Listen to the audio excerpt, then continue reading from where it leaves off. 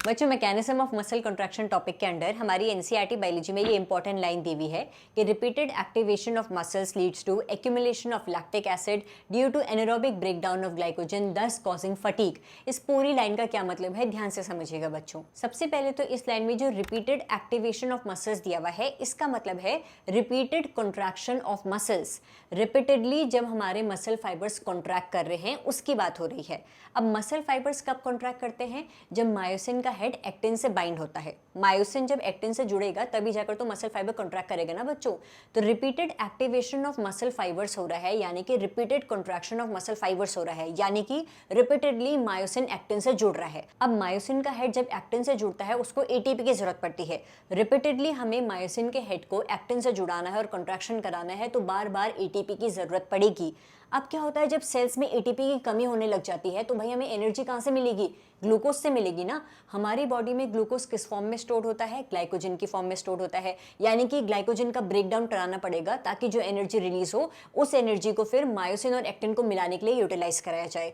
तो ग्लाइकोजन का ब्रेकडाउन होता है into glucose 1 phosphate, then glucose 6 phosphate. अब इस ग्लूकोज का फर्दर ब्रेकडाउन होता है इंटू पायरुविक एसिड। अब क्या हुआ बच्चों, पायरुविक एसिड को और ब्रेक करवाना है, एनर्जी रिलीज करवानी है। अब हम चाहते तो एरोबिक ब्रेकडाउन करवा सकते थे, ऑक्सीजन की प्रेजेंस में ब्रेकडाउन करवा सकते थे, लेकिन ऑक्सीजन की प्रेजेंस में अगर ब्रेकडाउन होगा तो एनर्जी लगेगी। एरोबिक ब्रेकडाउन रिक्वायर्स एनर्जी ना, लेकिन हमें एनर्जी की तो जरूरत पड़ रही है। अगर हम एनर्जी को ब्रेकडाउन में यूटिलाइज कर देंगे तो भैया हम कॉन्ट्रैक्शन के लिए एनर्जी कहाँ से लेकर आएंगे?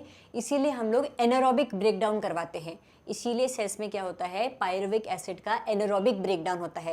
एब्सेंस ऑफ ऑक्सीजन में ब्रेकडाउन होता है क्योंकि ऑलरेडी हमारे पास एनर्जी की कमी है, हम ब्रेकडाउन के लिए एनर्जी और यूटिलाइज नहीं कर सकते। तो पायरुविक का एनारोबिक ब्रेकडाउन हुआ जिसकी वजह से लैक्टिक एसिड फॉर्म हुआ और एनर्जी रिलीज हो गई। अब जो एनर्जी रिलीज हुई है, जो एटीपी रिलीज हुआ है, ये एटीपी अब एक्टिन और मायोसिन को बाइंड करने के लिए काम आ गया है। लेकिन जो लैक्टिक एसिड फॉर्म हुआ है वो हमारी मसल्स में एक्यूमुलेट होता चला जाता है। क्यों हो रहा है? क्योंकि रिपीटेडली साइकिल चल रही है ना। रिपीटेडली हम क्या कर रहे हैं, ग्लाइकोलिसिस करवा रहे हैं, उस एनर्जी को मसल कॉन्ट्रैक्शन के लिए यूज कर रहे हैं।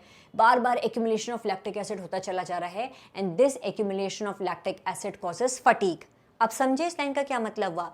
रिपीटेडली अगर मसल कॉन्ट्रैक्शन होगा, रिपीटेडली अगर मायोसिन का हेड एक्टिन से बाइंड होगा तो हमें बार बार एटीपी की जरूरत पड़ेगी। इस एटीपी को कहां से लाया जाता है? ग्लाइकोजन का ग्लूकोज में ब्रेकडाउन करा जाता है, ग्लूकोज फर्दर पायरुविक एसिड में ब्रेक होता है, पायरुविक एसिड एनारोबिक ब्रेकडाउन के जरिए लैक्टिक एसिड फॉर्म करता है और एनर्जी रिलीज करता है, और यही एनर्जी फिर बाइंडिंग ऑफ एक्टिन और myosin filament that is contraction of muscle fibre के लिए यूटिलाइज होती है। समझ आया तो वीडियो को लाइक जरूर करिएगा, और इसी तरीके से एनसीईआरटी के इंपॉर्टेंट लाइंस का क्विक रिवीजन करने के लिए stay tuned to biology eighties.